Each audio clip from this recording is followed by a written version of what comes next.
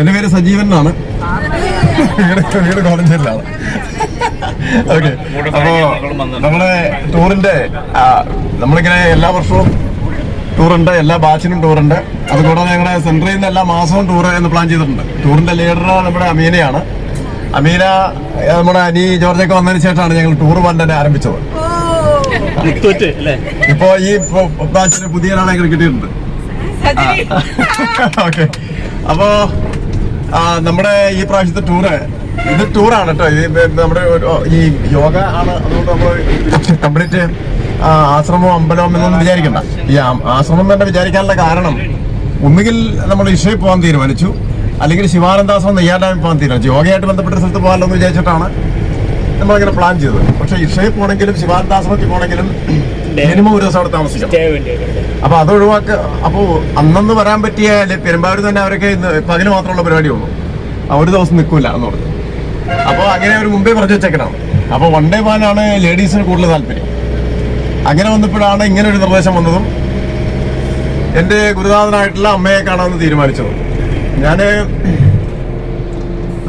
കുറെ വർഷം മുമ്പ് ഇങ്ങനെ ഇരുന്നപ്പോ എനിക്കൊരു കച്ചവടമൊക്കെ ഉണ്ടായിരുന്നു. ഞാൻ പറഞ്ഞതായിരിക്കും, കച്ചവടമൊക്കെ ആയിട്ട് ഇങ്ങനെ ഇരിക്കും. എനിക്കൊരു കച്ചവടക്കാരനായിരുന്നു കോലഞ്ചേരിയില്. ഈ സൈക്കിൾ അസസറീസ് ആണ്, സൈക്കിൾ ബിസിനസ് ആണ് പിള്ളേരുടെ. അപ്പൊ അതിങ്ങനെ ഒരു 10-20 വർഷം, 10-15 വർഷം കൊണ്ട് നടന്നു. ആ സമയത്ത് എനിക്ക് കുറെ സാമ്പത്തിക പ്രശ്നങ്ങളും കച്ചവടക്കാരിലൊക്കെ ഉള്ളൊരു പ്രശ്നമാണ്, പ്രത്യേകിച്ച് സാധാരണക്കാർ. അപ്പൊ എനിക്ക് സാമ്പത്തിക പ്രശ്നങ്ങളും കുറേയേറെ പ്രശ്നങ്ങൾ. അപ്പോൾ എനിക്ക് യോഗയുണ്ട്, അതുപോലെ തന്നെ തൈക്കൊണ്ടോ ഉണ്ട്, അങ്ങനെ ഓരോ പരിപാടി ഇതൊക്കെ അന്നുമുണ്ട്. അപ്പൊ അങ്ങനെ ഞാൻ പറഞ്ഞാന്നോ അല്ലേ സാറേ? ഇല്ല, അത് പുതിയതാ. ഞാൻ അങ്ങനെ ഇരുന്നപ്പോ ഈ എന്നോട് എന്റെ ഒരു സുഹൃത്ത് റജി പറഞ്ഞു, ഒരു കാര്യം ചെയ്യാം, നമുക്ക് ഈ മാതാമൃതാന്തം എന്ന് പറഞ്ഞൊരു പാർട്ടി ഉണ്ട്, അവര് പോയി കാണാം. അപ്പൊ അദ്ദേഹം അവിടുത്തെ വലിയ ഭക്തനാണോ എനിക്കറിയില്ല. അപ്പൊ ഞാൻ പറഞ്ഞു, ഞാനിങ്ങനെ ഈ ആൾദൈവത്തെ എനിക്കിഷ്ടമല്ല. ഞാനന്ന് നല്ല SFIക്കാരൻ, SFI സ്കൂളിൽ പഠിക്കുമ്പോൾ SFI ലീഡറൊക്കെ ആയിരുന്നു. കോളേജിൽ പഠിക്കുമ്പോഴൊക്കെ മത്സരിച്ചിട്ടുണ്ട്. അപ്പോ SFIക്കാരനെ സംബന്ധിച്ച് ഈ ആൾദൈവത്തിനെതിരെ ഞാനൊരു ജാഥയെ കുറിച്ചാണ്, ഒരുപാട് ജാഥയെ കുറിച്ച് ഇങ്ങനെ നടത്തുന്നുണ്ട്. അപ്പൊ അങ്ങനെ ഇരിക്കുമ്പോഴാണ് ഈ റജി എന്നോട് പറയാണ്, ഒരു ആൾദൈവത്തെ കാണാൻ പറഞ്ഞു. ഞാൻ അതിലേക്ക് എന്തായാലും പറ്റില്ല. അപ്പൊ റജി പറഞ്ഞ ഒരു കാര്യം ചെയ്യാം, നമുക്ക് ഞാനേതായാലും പോകുന്നുണ്ട്, പറ്റുമെങ്കിൽ ഒന്ന് എന്ന് പറഞ്ഞിട്ട്. അപ്പൊ എനിക്കെന്നാ പോയി കണ്ടേക്ക് അത്ര തോന്നൽ തോന്നും. അപ്പൊ ആരും അറിയാതെ, എന്റെ പാർട്ടിക്കാരും ആരും അറിയാതെ വളരെ രഹസ്യമായിട്ട് റജിയുടെ വീട്ടിൽ പോയി താമസിച്ചിട്ട് റജി രാവിലെ ഞാൻ ബസ്സിനാണ് പോകാൻ. അവിടെ ചെന്ന് ഞാൻ അവിടെ ഒരു മെഡിറ്റേഷൻ ക്ലാസ് ഉണ്ട്, ഈ അമ്മയുടെ ഒരു മെഡിറ്റേഷൻ ക്ലാസ് ഉണ്ട്. അവിടെ ഒരു ക്ഷേത്രമുണ്ട്. ക്ഷേത്രത്തിൽ കയറി, അന്ന് ചെറിയ ക്ഷേത്രത്തിലായിരുന്നു എല്ലാവരും ഇരിക്കുക, ഇപ്പൊ വലിയ ഓഡിറ്റോറിയൊക്കെ.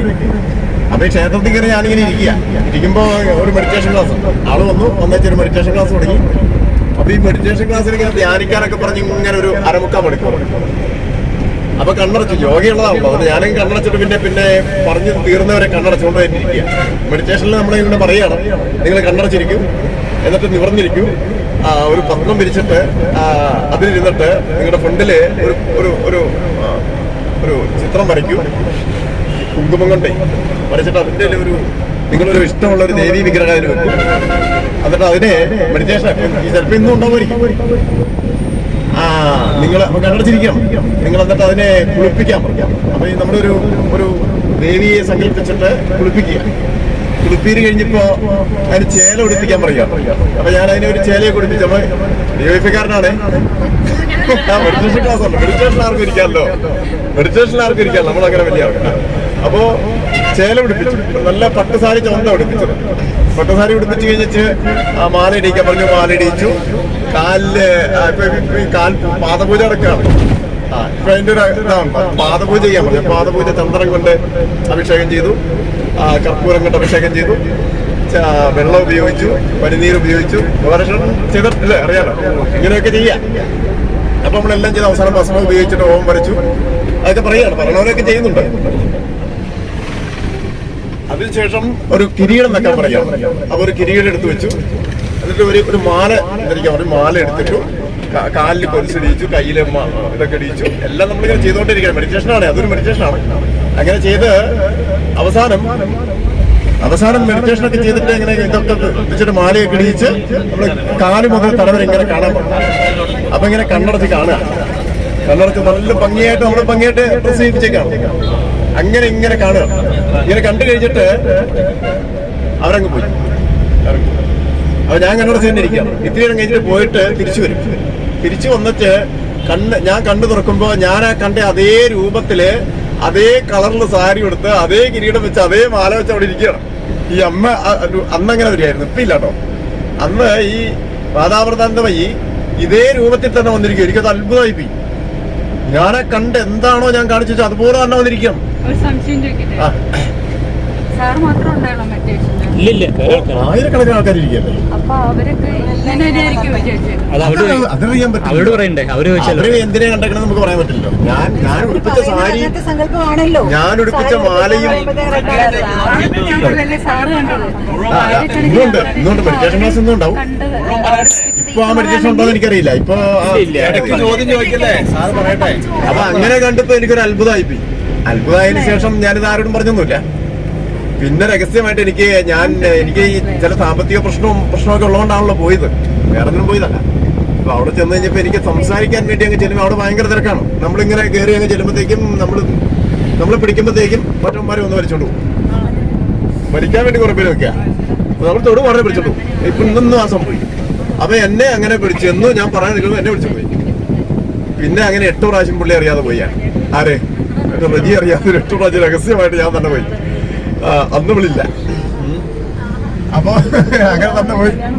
ഇല്ലില്ല, കല്യാണം കഴിച്ചിട്ടില്ല. അതാണ് കല്യാണം കഴിച്ചിട്ട്. അപ്പൊ അങ്ങനെ പിന്നെ 8 പ്രാവശ്യം പോയി. 8 പ്രാവശ്യം ചെന്ന് കഴിഞ്ഞപ്പോ എന്നെ എനിക്കറിയാമല്ലോ, പിന്നെ വലിക്കും അറിയാലോ. നമ്മൾ ചെല്ലുമ്പോ നിങ്ങൾ നിങ്ങൾക്ക് എന്തെങ്കിലും സംസാരിക്കാം. പക്ഷെ സംസാരിക്കാൻ അവർ പിടിക്കുമ്പോൾ നമ്മളിങ്ങനെ കാണിച്ചാൽ മതി. അപ്പൊ അവര് തിരിച്ചു പിടിക്കും. നമുക്ക് എന്തെങ്കിലും പറയാനുണ്ടെങ്കിൽ നമ്മളെ അങ്ങ് സംസാരിക്കാനുണ്ടെന്ന് അവർക്ക് തോന്നിയാൽ അവർ നമ്മളെ പിടിക്കും. അപ്പൊ മറ്റവന്മാര് തൊടൂല, അല്ലെങ്കിൽ അവരുടെ ആൾക്കാർ കൊണ്ട് പിടിച്ചു മാറ്റും. അപ്പൊ ഞാൻ അങ്ങനെ കാണിച്ചപ്പോ എന്നെ പിടിച്ചു പിന്നെ വെച്ചോണ്ട് കുറെ വർത്തമാനം അവയൊക്കെ മുട്ടിലിങ്ങനെ കൈ വെച്ചോണ്ടിരുന്നിട്ട് വർത്തമാനം പറഞ്ഞിട്ടിരിക്കാം. അങ്ങനെ കുറെ അതും ഇതൊക്കെ സംസാരിച്ചു. അന്ന് എന്നോട് പറഞ്ഞു, ഒരു കാര്യം ചെയ്യാം, മെയിൻ പരിപാടി സബ് പരിപാടി മെയിൻ ആക്കെന്ന് പറഞ്ഞു. ഇത്രേ ഉള്ളൂ. എനിക്കൊന്നും മനസ്സിലായില്ല. എന്തായാലും അവിടെ അത് കഴിഞ്ഞാൽ അവിടെ തൊട്ടടുത്തിരിക്കാൻ പറയും.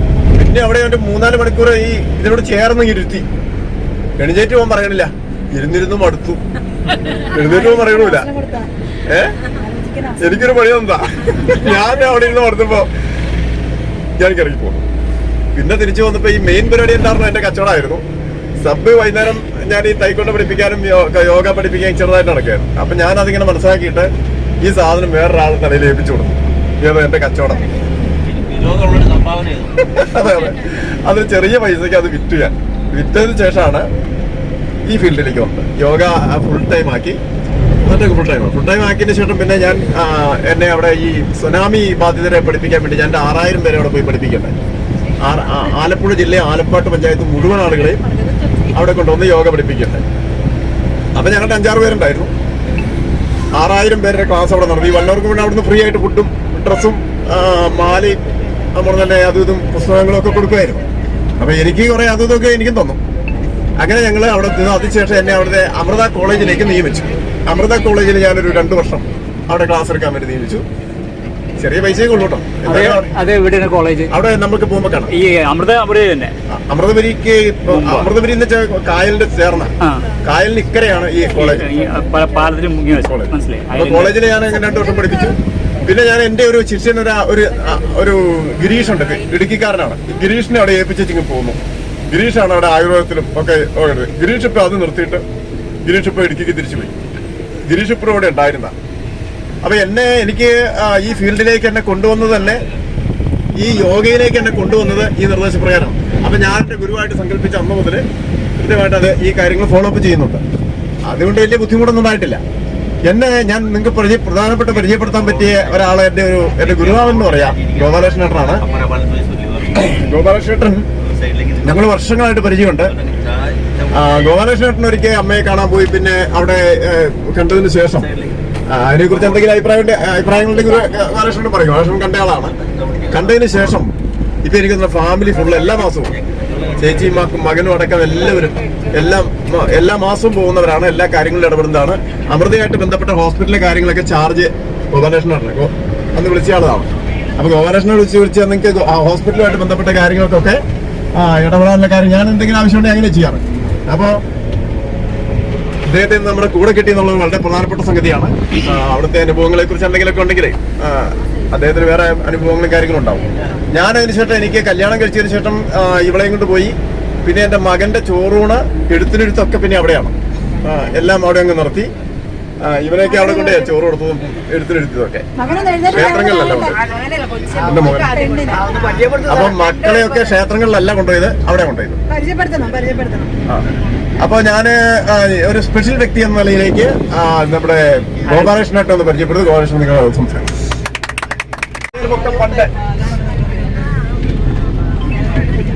ബണ്ട് റോഡ് അല്ലേ വേറെ പറഞ്ഞ? ആ സാറേ നമസ്കാരം.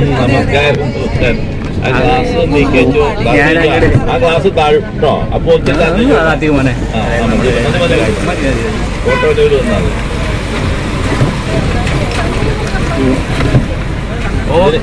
ഇതിലെങ്ങനെ അങ്ങ് പോയി കഴിഞ്ഞാൽ അമ്മ വീട്ടിൽ പോകാം. അതെ, ഇതൊരു റെഗുലേറ്റർ ആണ് ഈ കാണുന്നത് കേട്ടോ. അതായത് ഉപ്പുവെള്ളവും കടലിലേക്ക് തിരിച്ചുവിടുന്ന പറഞ്ഞു കിട്ടുന്നില്ലല്ലോ. ജസ്റ്റ് കിട്ടിയാൽ ഗ്ലാസ് ഒക്കെ ഇട്ടിട്ട്. Thank you. അതാണ് കടലക്കായ ഇവിടെ കെട്ടി അടച്ചില്ല. കിടക്കാതെ നേരെ തിരിച്ചുകൊണ്ട് കുറച്ച്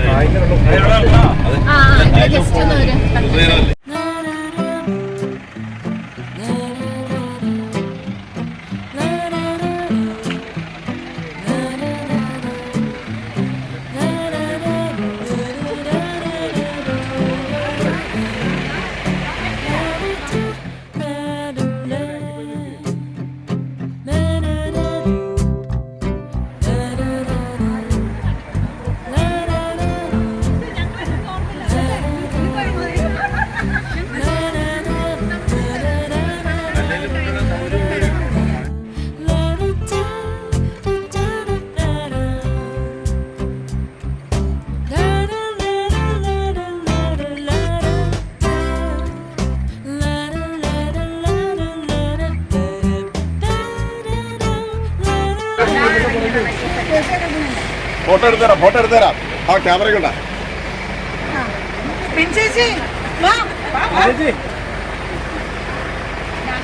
മിനിനെ വിളിക്കേണ്ടി വരുവേ. ദീപ ലക്ഷണ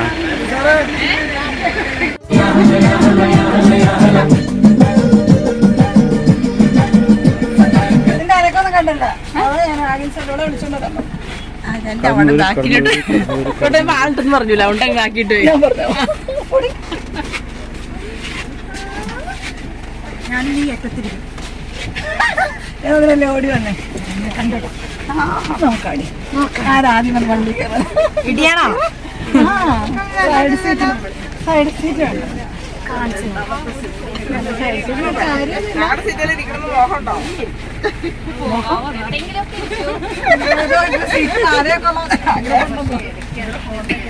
നിങ്ങൾ ഇറങ്ങില്ലായിരുന്നോ? ഇല്ല, ഞങ്ങളുടെ സീറ്റ് പോകുമെന്ന് പറഞ്ഞ് ഞങ്ങൾ ഇറങ്ങിയില്ല. ഞങ്ങൾ സീറ്റ് കൊണ്ട് പോയി. സീറ്റ് എടുത്തോണ്ടാണോ? കൈ പിടിച്ചോ. ഇതാണ് സീറ്റ് അല്ലേ? ഊർജം കിട്ടുള്ളൂ എന്നല്ലേ.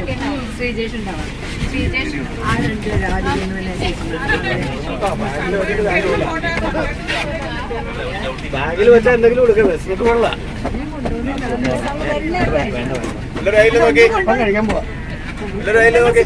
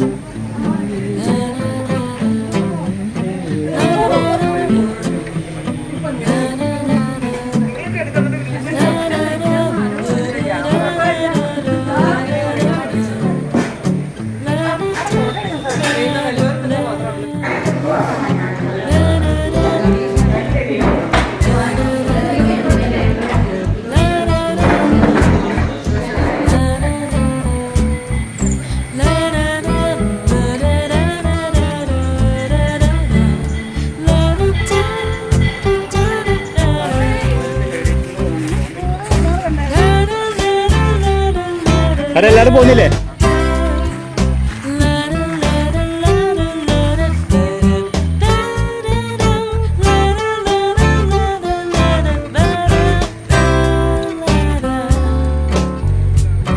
ഇത് എന്ത് കായലാണ്?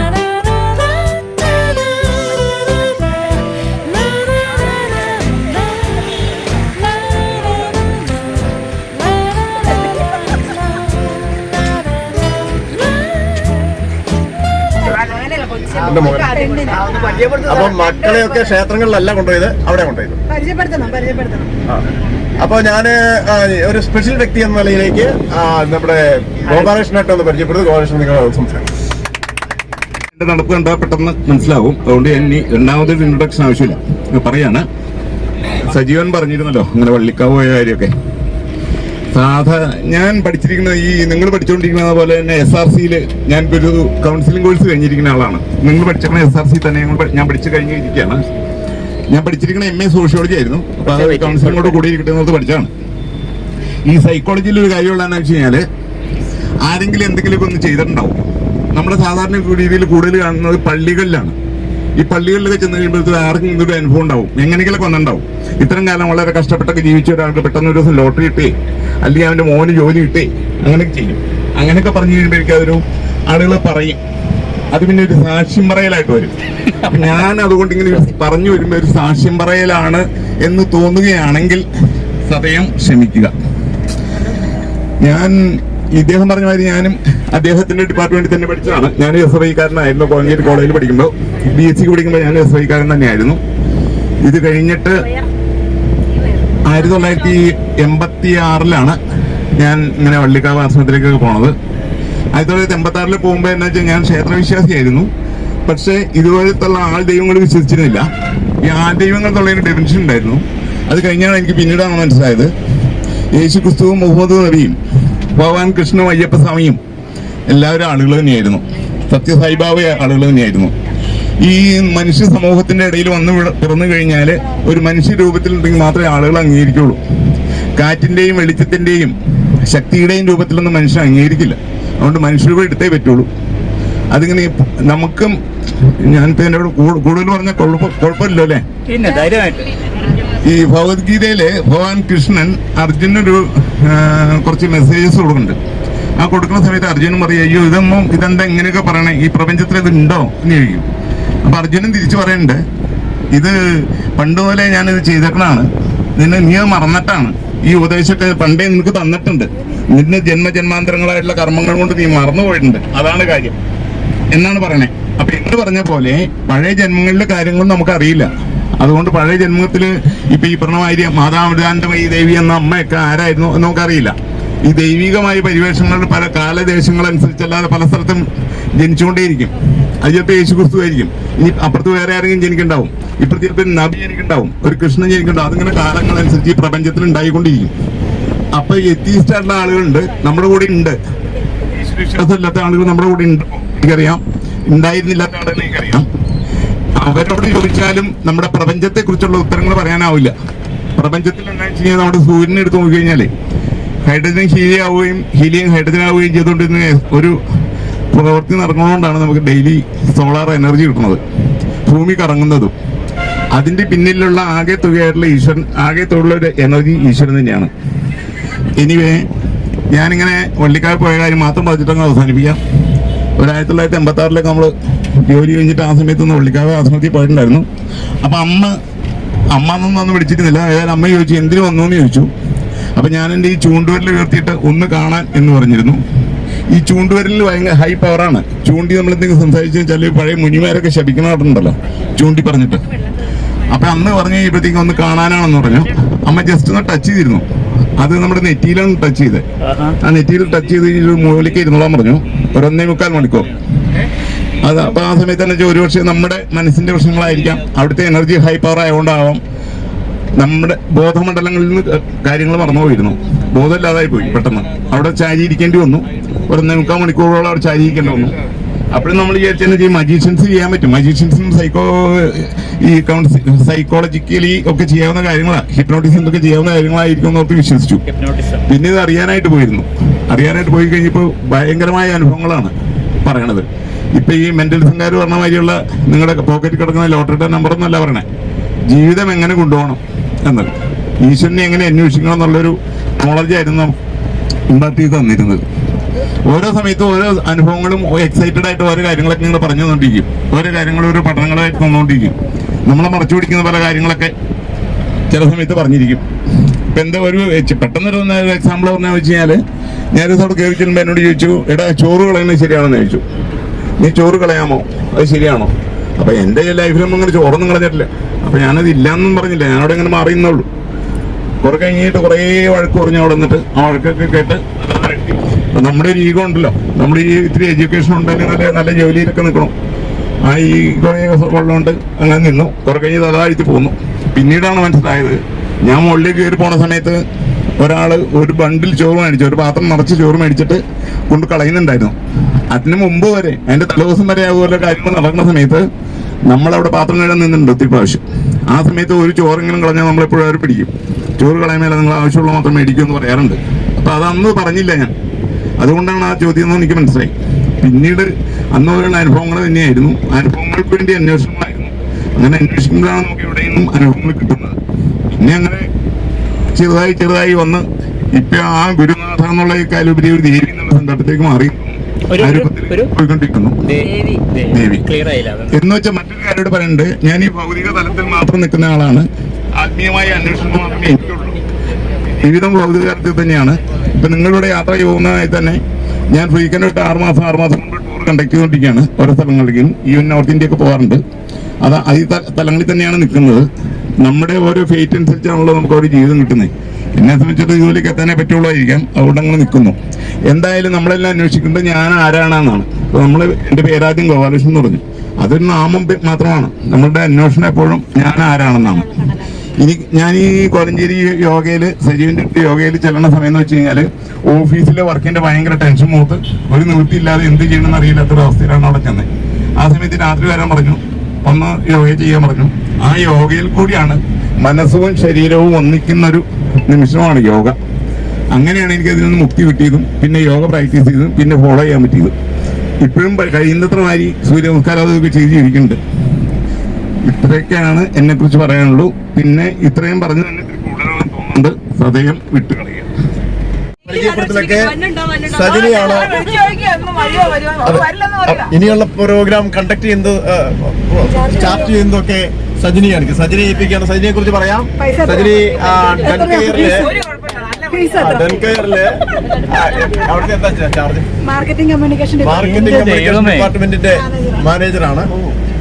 കുറെ വർഷമായിട്ട് നല്ല നല്ല ശമ്പളമൊക്കെ മേടിക്കുന്ന ആളാണ്. അതുകൊണ്ട് എന്നോട് ഫുള്ള് ഞാൻ ഈ സ്പോൺസർ ചെയ്തോളാം, ഞാൻ വേണ്ടാന്ന് പറയരുത്. അങ്ങനെ വേണ്ട, അത് ശരിയാവില്ല. അപ്പോ സജിനിക്ക് മൈക്ക് കൊടുത്തും സജിനി പരിചയപ്പെടുത്തും. Hi, good morning. അപ്പൊ എല്ലാരും പരിചയപ്പെടണ്ടേ? അപ്പൊ നമുക്ക് സാധാരണ രീതിയിൽ പരിചയപ്പെടുമ്പോൾ ചിലപ്പോൾ ബോറടിക്കും അല്ലേ? അപ്പൊ നമുക്കൊരു rapid fire round, something special. ഒരു റാപ്പിഡ് ഫയർ എന്ന് പറഞ്ഞാൽ ഒന്നുമില്ല, ഒരു ബ്രേക്കിംഗ് ഐസ് എന്നൊക്കെ പറയും. ഒരാൾ എഴുന്നേറ്റ് നിൽക്കും, അയാളിപ്പോൾ ഒരാളോട് പരിചയപ്പെടുത്താൻ പറയുവാണെങ്കിൽ ചിലരൊക്കെ എന്റെ പേര് ഇതാണ്, ഞാൻ ഇവിടെയാണെന്ന് പറഞ്ഞിരിക്കും ഇല്ലേ? ചിലരാണ് ഒത്തിരി സംസാരിക്കും. രണ്ടും നമുക്ക് ബോറിങ്ങാണ്. അപ്പം അങ്ങനെ അല്ലാതെ ഒരാൾ എഴുന്നേറ്റ് നിൽക്കും, അപ്പൊ നമുക്കെല്ലാം അവരോട് ചോദ്യങ്ങൾ ചോദിക്കാം.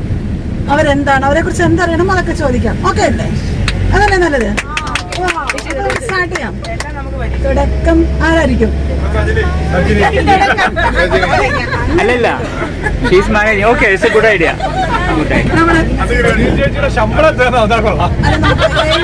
ആദ്യം തന്നെ ഇരിക്കുന്ന നമ്മുടെ അനിയെ സാഗരം സ്വയം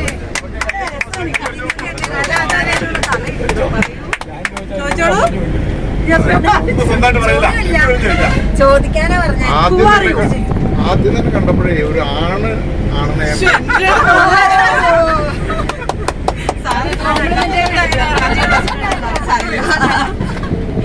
എന്റെ പേര് അനി ജോർജ്. വീട് കോലഞ്ചേരി കടക്കനാട്, ചോറ്റാനിക്കരയാണ് ജന്മദേശം. ചോദിച്ചോട്ടെ, എന്തിനാ യോഗ പഠിക്കുന്നത്? അത് ഉറക്കമല്ലായിരുന്നു, മാഷിനറിയാം. ഉറങ്ങാൻ വേണ്ടിയിട്ടാണ് ഞാൻ യോഗയ്ക്ക് വന്നത്. ഇപ്പൊ ഉറങ്ങി, ഇപ്പൊ ഉറക്കം മാത്രമേ ഉള്ളൂ. ഉറക്കം കിട്ടാൻ ഉപയോഗിക്കുന്ന ഏറ്റവും നല്ല യോഗ ഏതാ? ഏതാ? എനിക്ക് ഏറ്റവും ഇഷ്ടമുള്ളതാ. ഉറക്കം കിട്ടാൻ ഏറ്റവും നിങ്ങൾക്ക് പ്രായോഗികമായിട്ട് ഏറ്റവും മെച്ചപ്പെട്ട യോഗ അല്ലെങ്കിൽ പ്രാണായാമം ഏതാ? ഉറങ്ങാൻ വേണ്ടിട്ട് ഉറങ്ങാൻ വേണ്ടി നിങ്ങൾ ആവശ്യം അതായിരുന്നു. ആ ക്ലാസ്സിൽ ഞാൻ പോയില്ലായിരുന്നു. പക്ഷേ ചോദ്യം വ്യക്തമായില്ലേ? ഉറങ്ങാൻ വേണ്ടി ഏത് അവസരം ചെയ്താലാണ്? ആ അതല്ലേ ശവാസനം അടിപൊളിയായിരുന്നു. അത് പറയാൻ പറ്റില്ല. പറയാൻ പറ്റില്ല. ഞാൻ ആദ്യത്തെ ഭാഷകളെ തട്ടുമ്പോഴേ എഴുന്നേറ്റ് വന്ന്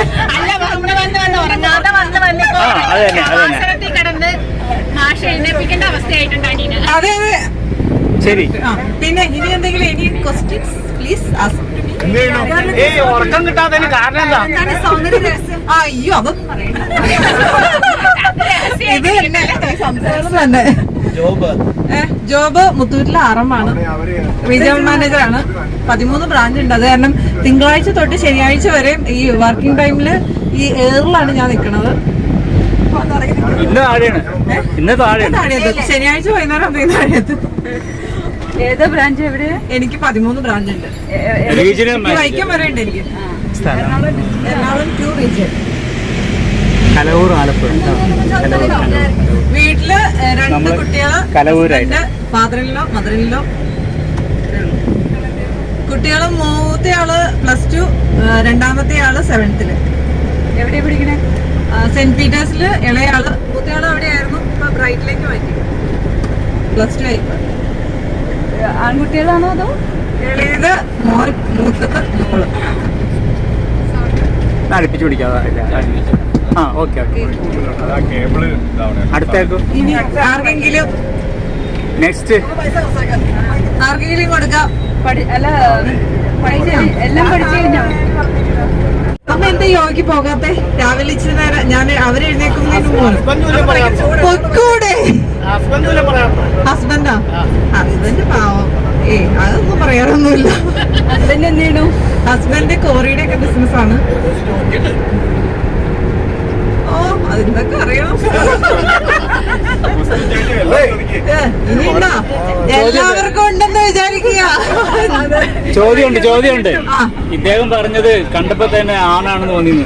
പക്ഷെ അങ്ങനെയില്ല. അത് ഞാൻ ഈ ഡ്രസ് ഇട്ട് തന്നെ ആയിരിക്കും. ചെറുതായിട്ടുണ്ട് വരായിരുന്നു. മനസ്സാണിന്റെ ആണോ?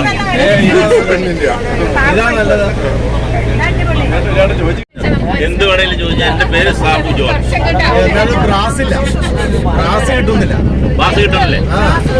ബൈക്ക് ഉണ്ടെങ്കിൽ സാബു ജോർജ്. നിങ്ങൾ ചോദിച്ചോ. അല്ലേ ഞാനിങ്ങനെ എന്തോ ഞങ്ങള് സ്വന്തക്കാരാണ്. ഒരു നൂല് ബന്ധമുണ്ട്. ചോദിച്ചോ. ആർക്ക് എന്താ അറിയണ്ടേ? എന്തും ചോദിക്കും. യോഗ ചെയ്യാറുണ്ടോ? ചെറുതായിട്ടൊക്കെ ചെയ്യും. എന്താ ചെറുതാക്കിയത്? വലുതായിട്ട് ചെയ്യാനുള്ള സൗകര്യം ഇല്ല. തടി കുറഞ്ഞു പോകുന്ന പേടിച്ചിട്ടാണോ യോഗ? ആ ഒരു ഭയം ഒട്ടുമില്ല. ഇത് കുറയൂല. സോളിഡാ. തീയിൽ കുരുത്തതാ. ഇങ്ങനെ പറയാം. കുഴപ്പമില്ല. എത്ര നാളായിട്ടുണ്ട് സാറിന്റെ കൂടെ ഒക്കെ? കുഴപ്പമില്ലായില്ലേ? ഞാനിത് ഓർക്കണില്ല. എന്നാലും എത്ര കൊല്ലായി മാഷെ? 15 വർഷമായി അല്ലേ? 15 വർഷം എന്തായാലും. കൊറേ കാലായി. അങ്ങനെ ഇരിക്കട്ടെ. ഇനിയേ ഇത്രയുള്ള എവിടെയായിരുന്നു സാറിന്റെ വീട്? പെരുവമ്പഴി. കടമറ്റത്തിനടുത്ത് പെരുവമ്പഴി എന്ന് പറയും. അതെ, ഇടവക. കടമറ്റം ഇടവകയാ. ഏതാ ആദ്യം? എന്റെ മക്കളാണോ വേണ്ട ജോലിയാണോ? എനിക്ക് 2 മക്കള്. മൂത്തത് മോൻ, ഇളയത് മോള്. 2 പേരെയും കല്യാണം കഴിഞ്ഞു. മക്കളൊക്കെ ആയി. ഇനി ഞങ്ങൾ ചോദിക്കാത്ത കാര്യങ്ങൾ ഞാൻ ചോദിക്കാം. ഈ അമൃതാനന്ദ മേഖലയ്ക്ക് പോകുന്നതിനെ കുറിച്ച് എന്താ അഭിപ്രായം? ഈ ആശ്രമത്തിലേക്ക് പോകുന്നതിനെ കുറിച്ച്? എവിടെയും പോവാം. ഒരു സ്ഥലത്തും പോകുന്നതിന് ഞാൻ എതിരല്ല. എവിടെയും പോവാം. നിങ്ങളുടെ കാഴ്ചപ്പാടാണത്. കമന്റ്സ് അത്രേ ഉള്ളൂ. അത്രേ ഉള്ളൂ. ഞാൻ അല്ലാതെ ഒരു പ്രത്യേക സ്ഥലത്ത് ഇന്ന രീതിയിൽ ദൈവം ഉണ്ടെന്ന് വിശ്വസിക്കുന്ന ആളല്ല ഞാൻ. ദൈവമുണ്ട്. ഇങ്ങനെ ഫോക്കസ് ചെയ്യുന്നതുകൊണ്ടുള്ള അത് ആദ്യം പിള്ള പറഞ്ഞില്ലേ, നീ ചോറ് കളയാറുണ്ടോ എന്ന്. അപ്പൊ അതിനൊരു അനുബന്ധം ഞാൻ ചേർക്കുകയാണ്. ഞാൻ കുറച്ചു കാലം വയനാട്ടിലുണ്ടായിരുന്നു. അപ്പൊ അവിടെ ഞങ്ങൾക്കൊരു ജോലിക്കാരനായിരുന്നു കുറിച്ചന. അപ്പൊ അവന് ചോറ് കൊടുത്താൽ അവൻ എപ്പോഴും ഒരു പിടി ചോറ് ബാക്കി വെച്ചിട്ട് കൊടുക്കളയും. അപ്പോൾ ഒരു ദിവസം ഞാൻ അവനോട് ചോദിച്ചു, നീ കുറച്ച് ചോറ് ഇങ്ങനെ ബാക്കി വെച്ച് കളയണത്തിനാന്ന് വെച്ച് കഴിഞ്ഞു. ചോറാവശ്യത്തിന് എടുത്ത് കഴിക്കാം, പക്ഷെ അവൻ എടുത്തിട്ട് കളയും. അപ്പോൾ അതെ സാറേ, അത് ഞാനിങ്ങനെ അവിടെ ഒരു മനയുണ്ട്, അവിടെ ജന്മിയുണ്ട്, അവിടുത്തെ പണിക്കാരനായിരുന്നു അവൻ. അവിടെ ചോറ് കിട്ടുമ്പോൾ, കുഞ്ഞിലെ മുതൽ കിട്ടുമ്പോൾ എല്ലാം ഞാൻ തിന്നും, വലിയ വാരി തിന്നും, മുഴുവൻ കഴിക്കും. അപ്പോൾ ഒരു ദിവസം തിരുമേനി എന്നോട് ചോദിച്ചു, എടാ ഉച്ച നീ കിട്ടണ മുയ്മോന് നീ കഴിച്ചാ ഈ കീടങ്ങൾ പുഴുക്കൾക്കൊക്കെ ആര് കൊടുക്കൂടാന്ന് ചോദിച്ചു. അതിനുശേഷം ഇവൻ ഈ ചോറ് കൊണ്ട് കളയണ കീടങ്ങൾക്കും പുഴുക്കൾക്കും ഉറുമ്പുകൾക്കും ഉള്ള ഭക്ഷണമാണ്.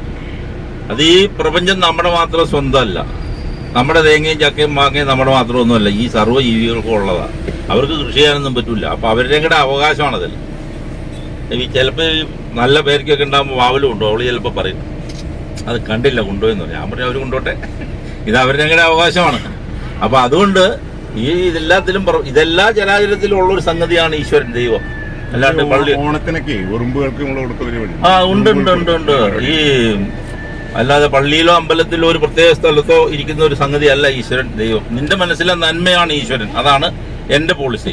എന്നുവെച്ചാൽ ഇതിൽ വണ്ടിയിൽ പല സാധനം ഇരിപ്പുണ്ട്, നമ്മൾ പുറത്തിറങ്ങിപ്പോൾ എനിക്ക് വേണം എടുത്തോണ്ട് പോവാം, നിങ്ങൾക്കും എടുത്തോണ്ട് പോവാം. പക്ഷെ അത് നിങ്ങളുടെ അല്ല എന്നുള്ളത് നിങ്ങൾ തിരിച്ചറിയുന്നതാണ് നിന്റെ മനസ്സിലെ നന്മ. പോണ വഴിക്ക് നമുക്ക് ഒരുപാട് കണ്ണാടി മാളുകളാണ്, വഴിക്ക് ഇങ്ങനെ മെറ്റിലിറക്കിയിട്ടുണ്ട്, വേണമെങ്കിൽ എറിഞ്ഞാൽ പൊട്ടും.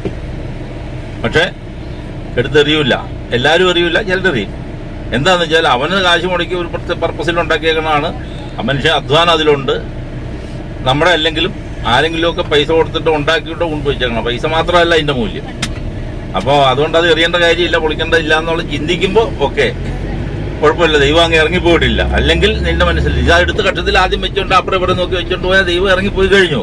പിന്നെ നീ നേരെ പള്ളിയിലേക്ക് പോയിട്ട് ഒരു കാര്യമില്ല. ഞങ്ങളുടെ പുള്ളി മരിച്ചുപോയി, പറഞ്ഞതിന് കുഴപ്പമില്ല. നിങ്ങളുടെ അവിടെ കുറച്ച് ബന്ധുക്കോസുകാരൊക്കെ ഉള്ള സ്ഥലം, ഞാൻ ആരെയും അപമാനിക്കാൻ പറയല്ല, വീട്ടിൻ്റെ ചേട്ടൻ മരിച്ചുപോയി. പുള്ളി അവിടുത്തെ സീനിയർ മോസ്റ്റ്, 100 വർഷം കഴിഞ്ഞാണ് പുള്ളി മരിച്ചത്, 104 വയസ്സ് വെച്ച്. പക്ഷെ പുള്ളി പോയി തിരിച്ചു വരുമ്പോൾ കക്ഷത്തിൽ ബൈബിൾ കാണുമെങ്കിലും അവന്റെ ഒരു തേങ്ങ ഇറങ്ങണ്ട, അതെടുത്താൽ കൈ പിടിച്ചോണ്ട് പോയി. കക്ഷത്തിൽ ബൈബിളും കയ്യിൽ തേങ്ങയായിട്ടേ പുള്ളി പോലും, അല്ല എടുത്താ പറമ്പിലേക്ക് ഇടൂല. അപ്പൊ പോട്ടെ, ഈ ചോദ്യം അടുത്ത് തന്നെ ജോലി. ഞാൻ KSRTCയിലായിരുന്നു, പെൻഷനായിട്ട് 13 വർഷമായി, സീനിയർ സൂപ്രണ്ടായിട്ട് പെൻഷനായി. അടുത്ത ചോദ്യം. 28 വർഷം മൂവാറ്റുപുഴ ഓഫീസിലുണ്ട്. പറ്റുമോ? പറ്റൂല. നമ്മുടെ പ്രശ്നം അത് തന്നെയാണ്. നമ്മുടെ കടയിൽ ചിലവാണ് സാധനം മേടിച്ച് വിൽക്കാൻ നമുക്ക് സൗകര്യം. ഇന്നൊരു ചോദ്യം, ഏതെങ്കിലും പ്രൈവറ്റ്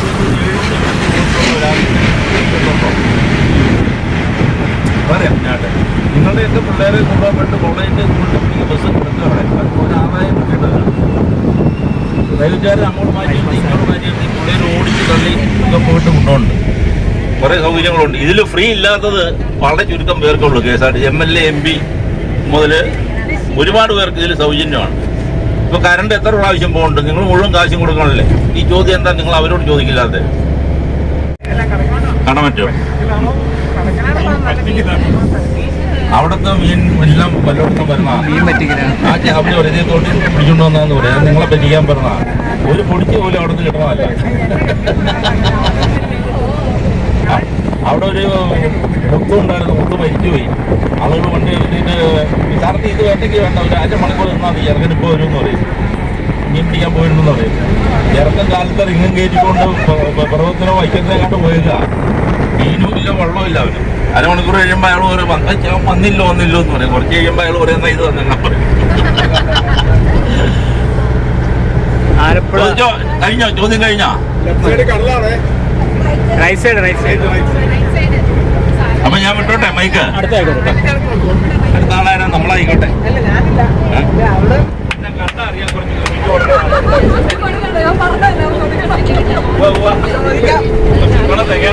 പരിചയപ്പെടുത്തു.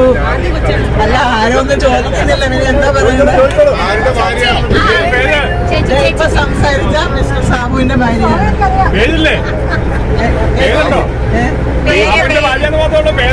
എന്റെ പേര് മേരി. പുതിയ ആളുകളുണ്ട്, അപ്പൊ അവർക്ക് മനസ്സിലാക്കാൻ വേണ്ടി പരിചയപ്പെടുത്തട്ടെ. ഞാൻ ഇപ്പം ഹോം മേക്കറാണ്. നേരത്തെ ആർമിയിലെ നേഴ്സിംഗ് സർവീസിലായിരുന്നു. ലഫ്റ്റനന്റ് കേണലായിട്ട് റിട്ടയറായി.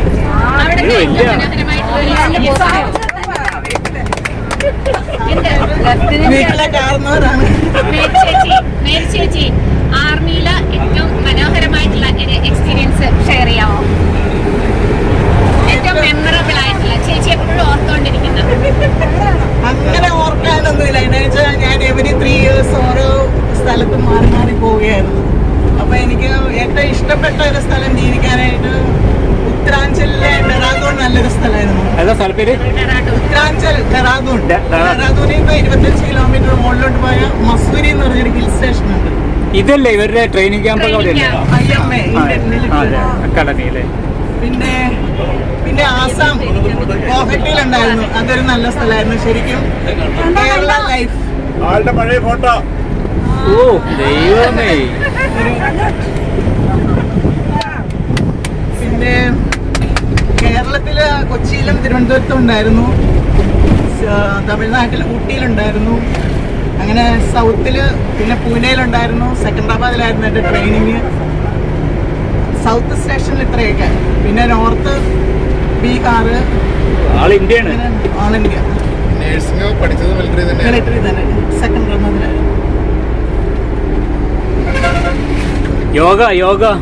യോഗയ്ക്ക് പോകുമായിരുന്നു. റിട്ടയറായി വന്നു കഴിഞ്ഞു. പിന്നെ നടത്തം നല്ലതാന്ന് തോന്നി നടക്കുന്നുണ്ട്. പക്ഷെ ഇപ്പൊ മഴയതായതുകൊണ്ട് ഇനിയിപ്പോ യോഗയ്ക്ക് പോകാൻ തീരുമാനിക്കുക. ഒരു ചോദ്യം ചോദിച്ചോട്ടെ, ഈ സാബു ചായ ഉണ്ടാക്കി തരാറുണ്ടോ? ഉണ്ട്. നല്ല ചായ ഉണ്ടാക്കും. എല്ലാം ചെയ്യും. ആരെങ്കിലും ഗസ്റ്റ് വീട്ടിൽ വരുവാണെങ്കിൽ എന്നെ സഹായിക്കും. അടുക്കളയിൽ സഹായിക്കും. മോനും നല്ലൊരു കുക്ക് ചെയ്യും. നല്ലതാണ്.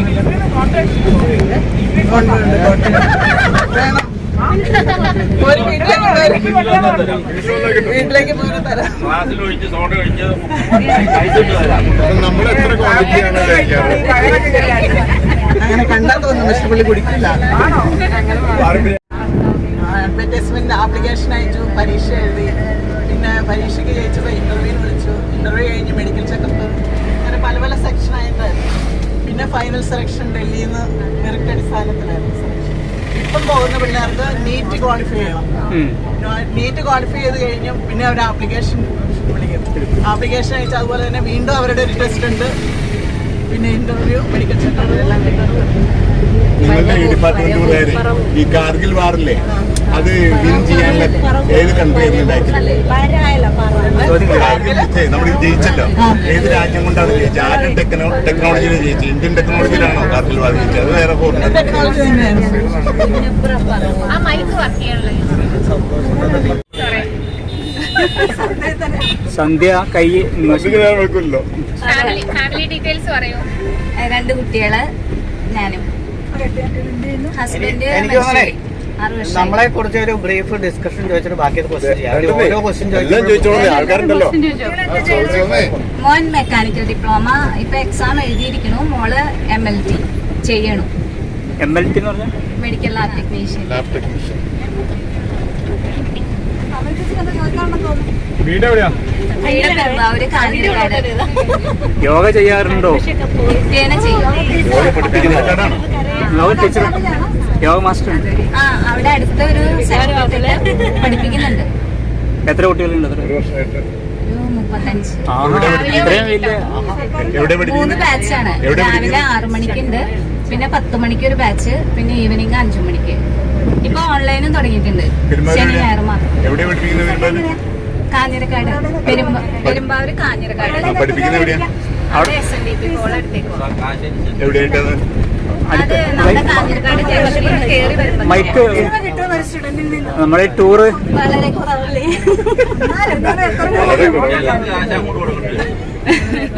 അങ്ങനെയൊന്നുമില്ല. തരണവരെ വാങ്ങിക്കും. തൃപ്തിയാണോ? തൃപ്തിയാണ്. അതിനാ പ്രാധാന്യം. നമ്മൾ എന്താണ് ചെയ്യുന്നത് അത് ഓക്കെ, നല്ല കാര്യമാണെന്ന് തോന്നിക്കഴിഞ്ഞാൽ. ഹസ്ബൻഡിന്റെ വീടാണ് പെരുമ്പാവൂര്. ഹസ്ബൻഡിന്റെ വീട് കാഞ്ഞിരക്കാട്. എന്റെ വീട് തിരുവരാണിക്കുളം. ആളെന്തൊക്കെയായിരുന്നു? ആള് ചേലാമറ്റം ക്ഷേത്രത്തിലെ ക്ലർക്കായിരുന്നു. പേരെന്തായിരുന്നു? ഹരിദാസ്. ചേലാമറ്റം. വേറൊരു ഹരി ഉണ്ടായിരുന്നു അവിടെ. വേറൊരു ഹരി അവിടെ ഉണ്ടായിരുന്നു. ഹരിക്കുറുപ്പ്. കൊട്ടണ. അറിയുമല്ലേ? അതെ, ഞാൻ പെരുമ്പാവൂർ ജോലി ചെയ്തിട്ടുണ്ട് പ്രകാരം. വൈഫ് അമൃത വിദ്യാലയത്തിലെ ടീച്ചറാണ്. അത് കാരണം പെരുമ്പാവൂരിന്റെ കണക്ഷൻ കൂടെ. കാഞ്ഞിരക്കാട് അറിയാം, അവിടെ ഒരു കേശവദാസ് ഉണ്ട്, സപ്താഹം പറഞ്ഞു. അതിന്റെ അടുത്താണ് അവര് നമ്മളോട് എങ്ങനെ ശീലയും അവരൊക്കെ നമ്മുടെ പള്ളിക്കാവ് ഉൾക്കൊള്ള പരിചയപ്പെടുത്തു, തുടങ്ങി വയ്ക്കൂ. കഴിഞ്ഞ ടൂറില് റേഷനൊരു നമ്പർ അടിക്കുകയുണ്ടായി. ആദ്യം തന്നെ പറഞ്ഞു ഇതിലുള്ളതിൽ ഏറ്റവും പ്രായം കുറവ് ഞങ്ങളൊക്കെ പ്രായം കുറവ് എനിക്കാണ് ഏറ്റവും പ്രായം കുറവ്. ഇപ്പൊ തന്നെ പറയാമോ?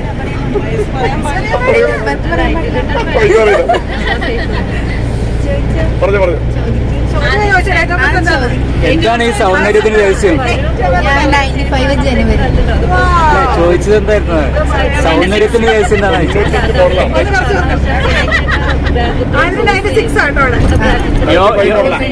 യോഗ ചെയ്യാറുണ്ടോ? ഇഷ്ടമാണോ? യോഗ ടീച്ചറൊന്നുമല്ലല്ലോ അല്ലേ? ആ, അപ്പൊ അത് പറയണ്ടേ? ഞങ്ങൾക്കറിയില്ലല്ലോ. അപ്പൊ മറ്റേ സന്ധ്യയുടെ ഒക്കെ അടുത്തുണ്ടോ? സന്ധ്യ ചേച്ചി എന്റെ അടുത്ത് നിന്ന് കുറച്ച് ദൂരെയാണ്. നീ അത് നടത്തുന്നത് തന്നെയാണല്ലേ? അല്ല, കോമ്പറ്റീഷൻ എന്റെ അടുത്ത് ആ ഭാഗത്ത് നിന്ന് അങ്ങോട്ട് ചേച്ചി അടുത്തേക്ക് പോകാറുണ്ട്, അവിടെ നിന്ന് ഇങ്ങോട്ട് വരാറുണ്ട്, കുഴപ്പമൊന്നുമില്ല. നിങ്ങൾ മുമ്പേ അറിയും? അല്ല, മുമ്പേ അറിയുന്ന ആൾക്കാരല്ലേ? ഫ്രണ്ട്സ് അല്ലേ? അപ്പൊ അവര് പറഞ്ഞു നന്നായിരുന്നു. രണ്ടും ഒരേ തൂവൽ പക്ഷികളായി അല്ലേ? ഒരേപോലെ തന്നെ കുട്ടികള് ഞാന് ബികോം ആണ് ചെയ്തത്. ബികോം കഴിഞ്ഞിട്ട് പിന്നെ ജോലി ചെയ്തു. ഞാൻ HDFC ലൈഫ് ഇൻഷുറൻസ് കേട്ടിട്ടുണ്ടോ? അവിടെ വർക്ക് ചെയ്യായിരുന്നു. ഇപ്പോഴാണ് കല്യാണം വന്നു. കല്യാണം കഴിഞ്ഞു. പിന്നെ എനിക്ക് ജോലിക്കൊന്നും പോകാനുള്ള ഒരു ഇതുണ്ടായില്ല. ട്വിൻസ് ആണ് എനിക്ക്, 2 ആൺമക്കളാണ്. അപ്പൊ അവരിപ്പോ LKG ആയിട്ടുള്ളൂ. അപ്പൊ അതുകൊണ്ട് അവരെ ഇട്ടിട്ട് ഒന്നിനും അങ്ങനെ പോകാൻ പറ്റില്ല. അതുകൊണ്ടാണ് ഈ രാത്രി സ്റ്റേ ചെയ്തിട്ടുള്ള ട്രിപ്പൊന്നും ഇല്ലാന്ന് സാറിനോട് പറഞ്ഞത്. ഇതൊക്കെ മാനേജ് ചെയ്യാം. ഫാമിലിയില് പിള്ളേരുടെ അടുത്ത് നിന്ന് അമ്മയുണ്ട്. അതുകൊണ്ട് 2 ആൺകുട്ടികളാണ്. അമ്മയുടെ കാര്യം അവിടെ ചെല്ലുമ്പോഴേക്ക് തീരുമാനമായിരുന്നു. ഈ LKG-ക്കാര് യോഗ ചെയ്യോ? ആ, മൂത്ത ആള് ചെയ്യും. ഒരാള് ഇൻട്രസ്റ്റ് ഉണ്ട്, ഒരാൾക്ക് അങ്ങനെ തീരെ താല്പര്യം. നമ്മളപ്പോ തന്നെ ചെയ്യും. ആ, ഞാൻ ചെയ്യണ കണ്ടിട്ട് ഒരാൾ ചെയ്യും. താല്പര്യം ഉണ്ടായാൽ മതി, പിന്നെ വളർന്നോളൂ. പാട്ട് പാടുമോ? ഇല്ല, പാട്ട് പാടില്ല. രണ്ടുപേര് ഒന്നും ചെയ്യില്ല. ഇങ്ങനെ വെറുതെ നമ്മള് തുള്ളുന്നല്ലാതെ അങ്ങനെ ഡാൻസ്. ആ, അതെ അതെ. ഗപ്പൊന്നും കിട്ടിയിട്ടില്ല. പാടുമൊന്നുമില്ല, പാട്ട് ആസ്വദിക്കുന്ന ഒരാളാണ്. പിന്നെ ഞാനൊരു കാര്യം പറയാം. എന്നെ കുറിച്ച് അല്ലെങ്കിൽ എന്റെ കുടുംബത്തെ കുറിച്ച് ഞാനൊരു ബ്രീഫ് ഹിസ്റ്ററി പറയാം. അതിനുശേഷം നിങ്ങൾക്ക് ചോദ്യം ചോദിക്കാവുന്നതാണ്. അതായിരിക്കും നല്ലതെന്ന് എനിക്ക് തോന്നുന്നു. എന്റെ വീട് നമ്മുടെ ചൂണ്ടി ജംഗ്ഷൻ, കോലഞ്ചേരി എന്ന് പറഞ്ഞ ചൂണ്ടി ജംഗ്ഷൻ തൊട്ട് മുമ്പ് റൈറ്റിലേക്ക് പരമവട്ടാര ഒരു വിദ്യാലയമുണ്ട്. അതിനോട് അങ്ങോട്ട് പോകണ്ട, അതിന് തൊട്ട് മുമ്പായിട്ട് ചൂണ്ടിയിൽ നിന്ന് ഏകദേശം ഒരു 1 കിലോമീറ്ററോളം. ഞാൻ ജനിച്ചതും വളർന്നതും ജീവിക്കുന്നതും ഇപ്പോൾ അവിടെ തന്നെയാണ്. വടയമ്പാടി എന്ന് പറയും സ്ഥലത്തിൻ്റെ ഔദ്യോഗിക നാമം.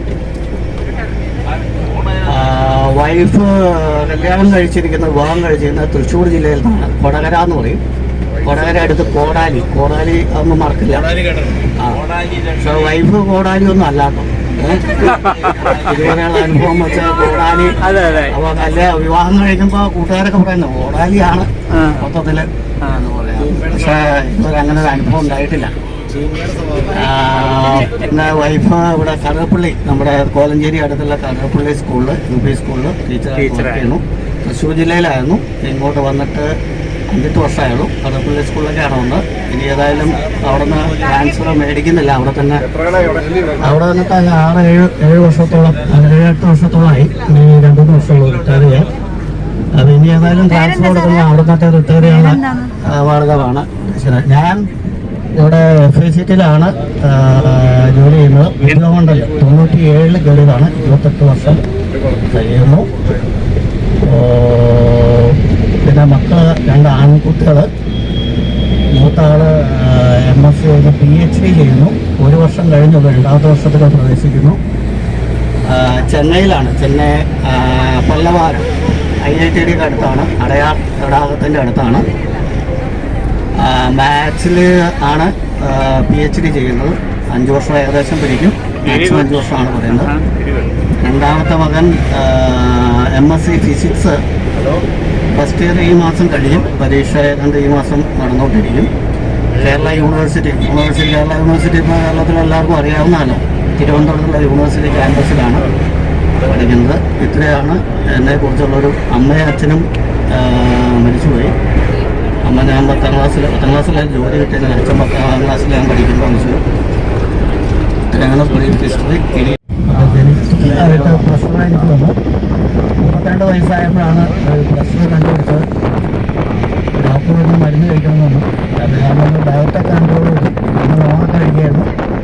ഡയറ്റ് കൺട്രോൾ ചെയ്തു, എക്സസൈസ് ചെയ്തു, രക്ഷയില്ല. എന്നാൽ പിന്നെ അതിൽ യോഗ ചെയ്തു കഴിഞ്ഞാൽ കുറച്ച് മനസ്സിനും പ്രാധാന്യം ഉണ്ടല്ലോ, ചെയ്ത് വിചാരിച്ചാൽ അങ്ങനെ പോയി പഠിച്ചാണ്.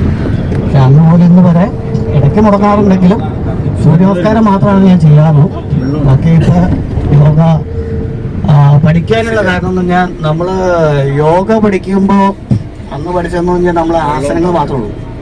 ഇതിപ്പോൾ നമ്മൾ 8 മാർഗവും തിയററ്റിക്കലായിട്ടും പ്രാക്ടിക്കലായിട്ടും പഠിക്കുന്നില്ല. അപ്പോൾ അതിനെക്കുറിച്ച് ഇച്ചിരി ഡീപ്പായിട്ട് പഠിക്കാം എന്ന് വിചാരിച്ചിട്ടാണ്, അതിനെക്കുറിച്ച് കൂടുതൽ ആഴത്തിൽ പഠിക്കാം എന്നുള്ളൊരു ആഗ്രഹം കൊണ്ട് ഞാൻ ചേർന്നാണ്.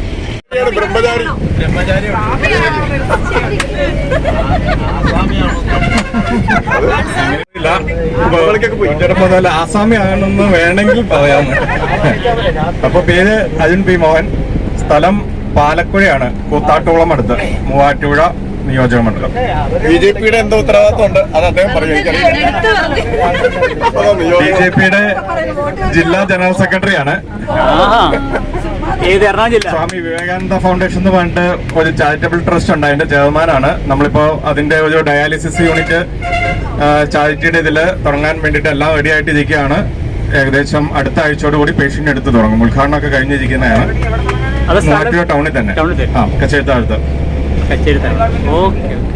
അല്ല, ചാരിറ്റബിൾ ട്രസ്റ്റ് കച്ചേരിത്താഴത്ത് രാജേശ്വരി ഹോട്ടലിന്റെ ബാക്കില്. രാജേശ്വരി ഹോട്ടൽ.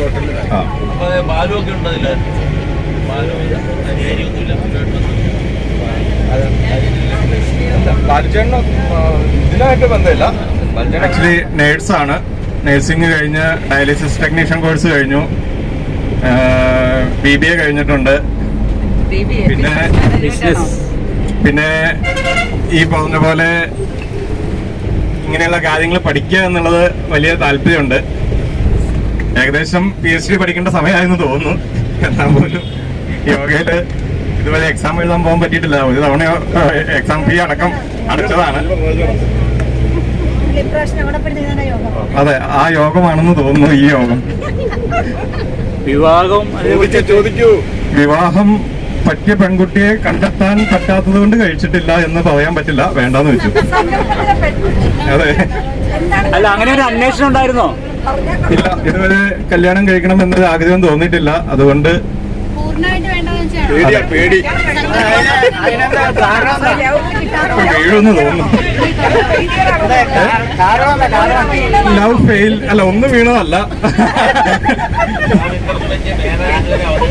അതെ, അതാണെന്ന് തോന്നുന്നു. മംഗല്യഭാഗ്യം വന്നിട്ടില്ല. സങ്കല്പം ചെറുപ്പത്തിലൊക്കെ ഉണ്ടായിരുന്നു. നമുക്ക് ഉണ്ടല്ലോ, നമുക്ക് അങ്ങനെ ഇല്ലാന്നൊക്കെ പറഞ്ഞു കഴിഞ്ഞാൽ അത് നുണയായിട്ട് പോകും. അത് ഐശ്വര്യയുടെ കണ്ണും അഴിച്ചിട്ടാൽ നിലത്ത് വീണ് മുടിയൊക്കെ എന്നൊക്കെ നമുക്ക് പറയാലോ. വേണ്ടാന്ന് തോന്നിയ ഡൽഹിയിൽ വർക്ക് ചെയ്യുമ്പോഴാണ്. ഡൽഹിയിൽ വർക്ക് ചെയ്യുമ്പോൾ ഇപ്പോ എല്ലായിടത്തും എല്ലാവരും അങ്ങനെയാണെന്ന് ഞാൻ പറയില്ല. പക്ഷെ കൂടുതലും ഒരു അഡ്ജസ്റ്റ്മെന്റ് ജീവിതമാണ് എല്ലാം എന്ന് തോന്നി ചില എന്താണ് സന്ദർഭങ്ങൾ ഉണ്ടായിട്ടുണ്ട്. അപ്പോ അത് ഞാൻ പ്രത്യേകിച്ച് എടുത്തു പറഞ്ഞു. എല്ലാവരും അങ്ങനെയാണെന്ന് ഞാൻ പറയില്ല. ചിലപ്പോ ഞാൻ അടുത്ത് കണ്ടിട്ടുള്ള ചില ഫാമിലികൾ അങ്ങനെ ആയിപ്പോയതായിരിക്കാം. പക്ഷെ എന്റെ വീട്ടില് എന്റെ അച്ഛനും അമ്മയും അതുപോലെ തന്നെ ചേട്ടനും ചേച്ചിയൊക്കെ ഏടത്തിയമ്മയൊക്കെ ഇപ്പോഴും വളരെ സന്തോഷത്തോടു കൂടി അടിയൊക്കെ ഉണ്ടാക്കി ഒന്നിച്ച് ജീവിക്കുന്ന ആൾക്കാരാണ്. നല്ല ഉദാഹരണങ്ങളുണ്ട്. പറയാൻ പാടില്ല, ചർമ്മം കണ്ടാൽ പറയാൻ തോന്നിക്കില്ലെങ്കിലും ആ ആ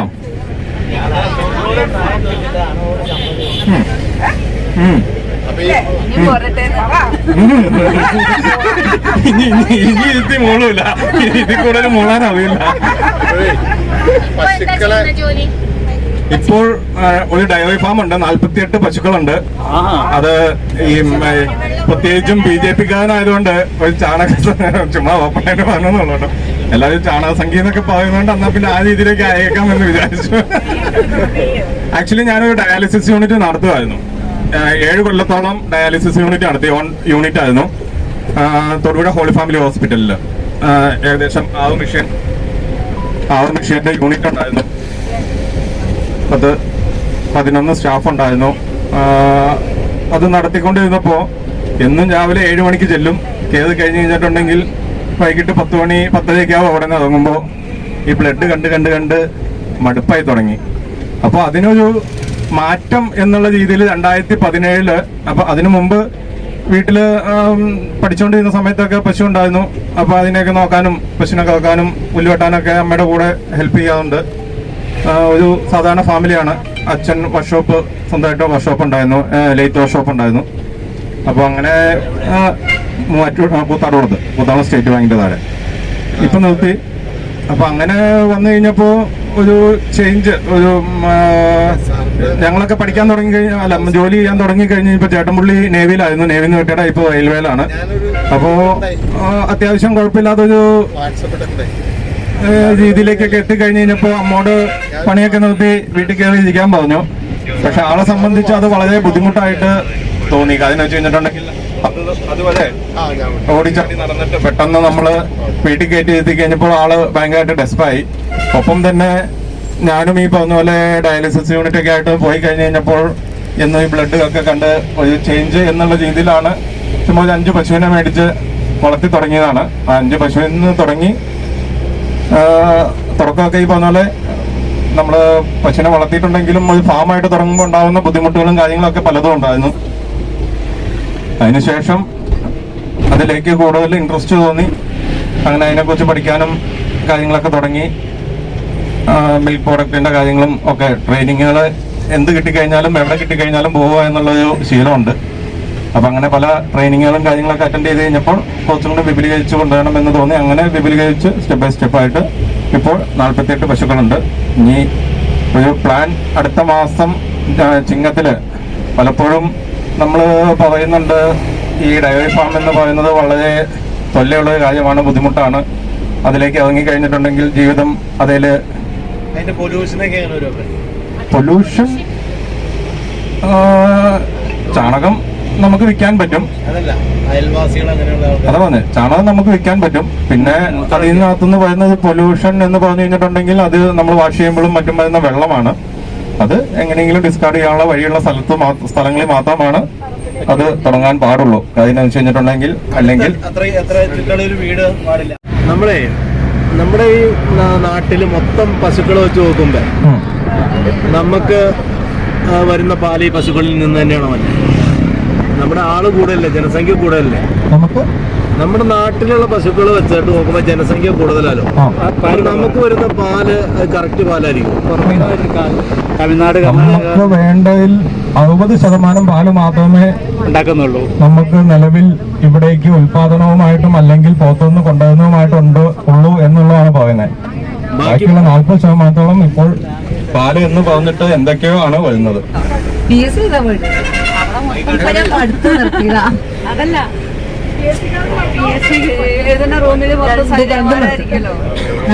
അവിടെ കഴിഞ്ഞിട്ട് പിന്നെ ഇവിടെ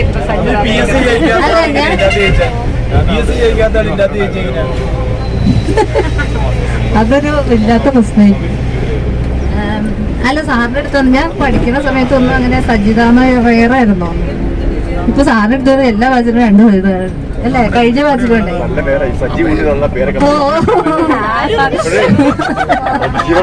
നല്ല ആൾക്കാരാണല്ലോ സാറേ, നല്ല മനസ്സുള്ള ആൾക്കാരാ സജീവ്. നിലവിലുള്ള പേരൊക്കെ മാറ്റണമെന്ന് ആഗ്രഹിക്കുന്നുണ്ടോ? അല്ല, എനിക്ക് നേരത്തെ എന്റെ പേര് ഇഷ്ടമല്ലായിരുന്നു കേട്ടോ. സജിത എന്നുള്ള പേര് അതെന്നാ പറയാ, ഈ ടീച്ചേഴ്സൊക്കെ അധികം സാജിത എന്ന് വിളിക്കും. ആ പേരെനിക്ക് ഒട്ടും ഇഷ്ടമല്ല. സാജിത എന്ന് വിളിക്കുമ്പോ അങ്ങനെ എനിക്ക് ഇഷ്ടമല്ലായിരുന്നു. അന്നൊക്കെ ഞാൻ ചിന്തിച്ചിട്ടുണ്ട് പേര് മാറ്റണം.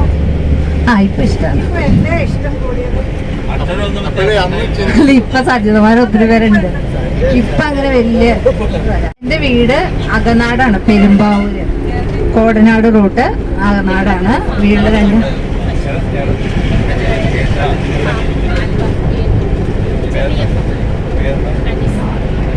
പിന്നെ ചേട്ടൻ ഡ്രൈവറാണ്, company part time company worker കൂടെയാണ് അക്കൗണ്ടന്റ്. പിന്നെ വേറെന്താണ്? യോഗ എനിക്ക് ശ്വാസമുട്ടിന്റെ പ്രശ്നം ഉണ്ടായിരുന്നു, അങ്ങനെയാണ് ഈ യോഗയിലേക്ക് വന്നത്. കുറവുണ്ട്, പക്ഷെ എനിക്ക് പൂർണ്ണമായിട്ട് മാറില്ല. ഞങ്ങളുടെ ഏരിയ അങ്ങനത്തെ ഒരു സ്ഥലമാണ് അകനാട് എന്ന് പറയണേ. അതായത് പ്രിയം റൈസ് ആയിട്ട് ഒരു 150 മീറ്ററിന്റെ വ്യത്യാസമേ ഉള്ളൂ വീടും. Aquatic water tank, chloro, Shaktimaan super PVC pipe, അതൊക്കെ അവിടെ ആ ഏരിയയിലാണ്. അതിന്റെ നടുക്കായിട്ടാണ് വീട്. അപ്പൊ ഭയങ്കര പൊല്യൂഷൻ പ്രശ്നമുണ്ട്. അത് എന്നെ ഭയങ്കരമായിട്ട് സമര. അവിടെ ഉള്ള ആൾക്കാരെല്ലാവരും പിള്ളേര് ഒഴിച്ചു ബാക്കി സകലരും അവിടുത്തെ കമ്പനിയിലെ പണിക്കാരായിരിക്കും. അപ്പൊ അവർക്ക് ആർക്കും അതൊന്നും ഒരു പ്രശ്നമല്ല. പിന്നെ നമസ്കാരം, എൻ്റെ പേര് ലിജ. ഞാൻ നെസ്റ്റില് വർക്ക് ചെയ്യുന്നു കാക്കനാട്. ഞാനൊരു MLT സ്റ്റുഡൻ്റ് ആയിരുന്നു. വർക്ക് ചെയ്യാൻ പറ്റിയിട്ടില്ല, കുറച്ച് നാൾ പോയോളൂ. ഞാൻ പിന്നെ പ്രഗ്നൻ്റ് ഒക്കെ ആയി, കൊച്ചൊക്കെ പോകാൻ പറ്റാണ്ടായി. പിന്നെ ഹസ്ബൻഡ് ഡ്രൈവറാണ്.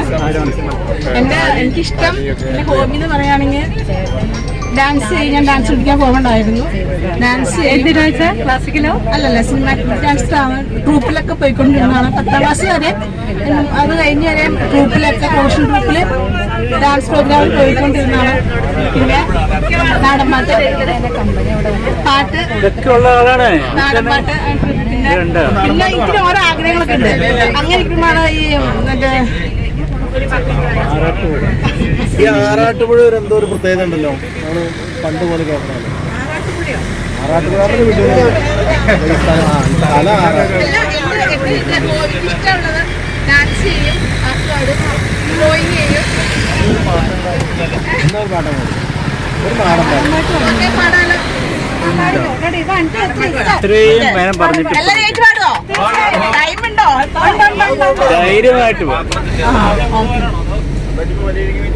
താരക പെണ്ണാളേ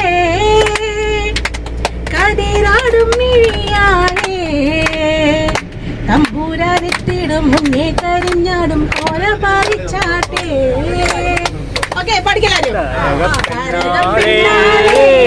കതിരാടും മിഴിയാളേ തമ്പൂരാനെത്തിടും മുന്നേ കരിഞ്ഞാടും കോര പാലിച്ചാട്ടെ.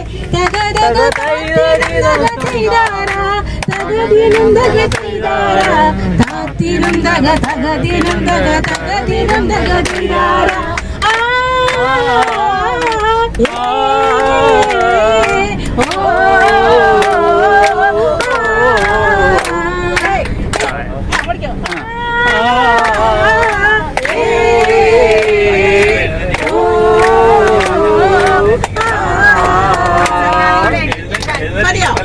ഇനി അടുത്തൊരു പാട്ട്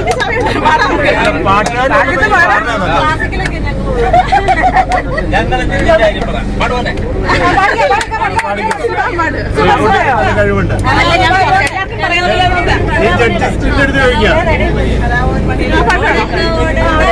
ഓടേണ്ട ഓടേണ്ട ഓടിത്തളരേണ്ട ഓമന പൂമുഖം വാടിടേണ്ട ഓമന പൂമുഖം വാടാതെ സൂക്ഷിച്ചാൽ ഓമന ചുണ്ടത്തൊരു മനൽകാം.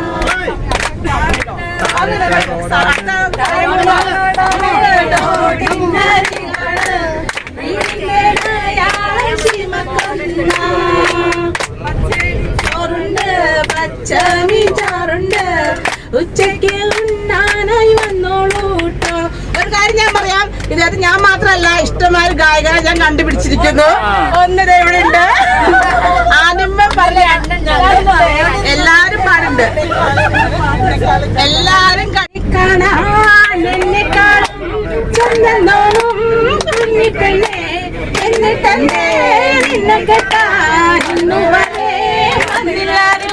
നിന്നെ കാണാൻ എന്നെക്കാളും ചന്തനോനും കുഞ്ഞിപ്പെണ്ണെ എന്നിട്ടെന്നെ നിന്നെ കെട്ടാൻ ഇന്നുവരെ വന്നില്ലാരും.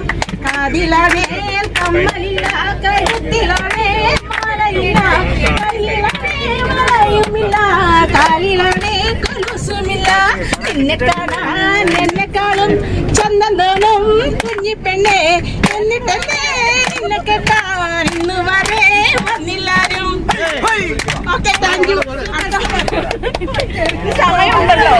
പായ വിരിച്ച് പായേലൊരു പറന്നെല്ല് പൊലിച്ച് കാതുകുത്താൻ എപ്പ വരും നിന്നമ്മവന്മാര് പൊന്നോ, കാതുകുത്താൻ എപ്പ വരും നിന്നമ്മവന്മാര് പൊന്നേ.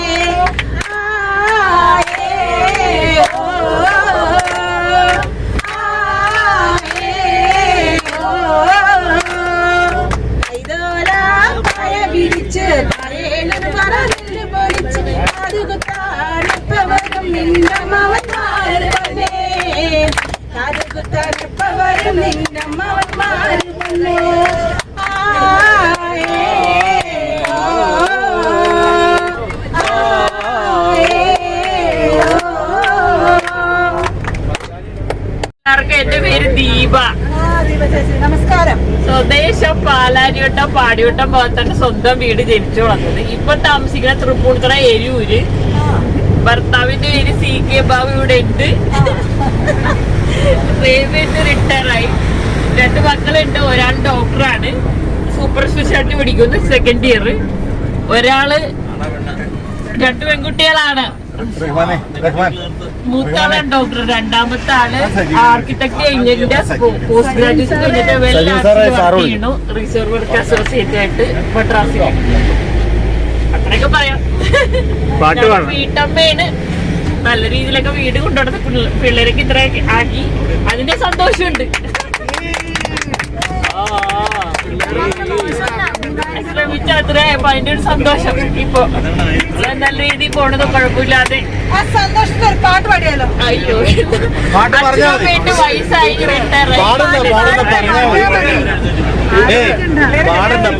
ഇല്ല, ആയിട്ടില്ല, അന്വേഷിച്ചുകൊണ്ടിരിക്കണം. പഠിത്തം കൂടിയപ്പോ പഠിത്തം കുറഞ്ഞ ആളുകളൊന്നും എടുക്കണില്ല. എരൂര് ഭാവന്തിയ വിദ്യാപൻ സ്കൂളുണ്ട് അവിടെ, അതിന്റെ അടുത്താണ്. ചേച്ചിക്ക് എല്ലാവരും നല്ലൊരു വീട്ടമ്മയാണ് ചേച്ചി. ചേച്ചിക്ക് കൈയ്യടി കൊടുത്തേ. Super super super. നെക്സ്റ്റ് അടുത്താരാ? ഓക്കെ, സാലി ചേച്ചി മൈക്ക് പെട്ടെന്ന് വേണമെന്ന് പറയുന്നുണ്ട്, പക്ഷെ ഞാൻ ഇപ്പൊ തരില്ല. ആ, മൈക്കിന് സൗണ്ട് ഉണ്ട്. അപ്പൊ എന്റെ പേര് സൈമൺ. ആ, കാലടി അടുത്ത്. മിന്നൽ സൈമൺ അല്ല, സൈമൺ പീറ്റർ. നല്ല കാലടി അടുത്ത് ചേരാൻ നല്ലൊരു വീട്. നല്ല ശബ്ദത്തിനുടമയാണല്ലോ. ആണോ? Thank you. പാട്ട് പാടാൻ അറിയില്ല, എന്നാലും ഞങ്ങളുടെ വീടിന്റെ അടുത്തൊരു തോമാ ചേട്ടനുണ്ട്. അപ്പൊ തോമാ ചേട്ടനെ കളിയാക്കണ ഒരു പാട്ടുണ്ട്. അത് മതി, അത് മതി. പാട്ടിന്റെ രീതിയല്ല. അപ്പൊ നിങ്ങളെല്ലാവരും അതിന്റെ വാല് പാടണം. താനാരോ തന്നാരോ എന്നുള്ള എല്ലാവർക്കും അറിയാലോ? താനാരോ തന്നാരോ താനാരോ തന്നാരോ. തോമച്ചേട്ടനോട് അമ്മ പറഞ്ഞു 2ാം വേളി കഴിക്കണ്ടെന്ന്. തോമച്ചേട്ടനോട് അമ്മ പറഞ്ഞു 2ാം വേളി കഴിക്കണ്ടെന്ന്. അമ്മ പറഞ്ഞത് കൂട്ടാക്കാതെ തോമാച്ചേട്ടൻ വേളി കഴിച്ചു. അമ്മ പറഞ്ഞത് കൂട്ടാക്കാതെ തോമാച്ചേട്ടൻ വേളി കഴിച്ചു. അപ്പൊ ഇവിടെ എല്ലാവരും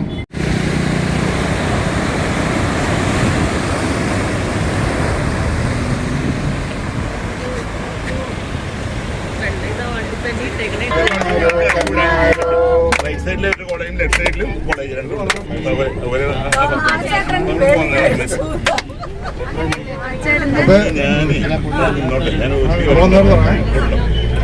അവിടെ ബാക്കിൽ ആരും ശ്രദ്ധിക്കുന്നില്ല, അവരൊക്കെ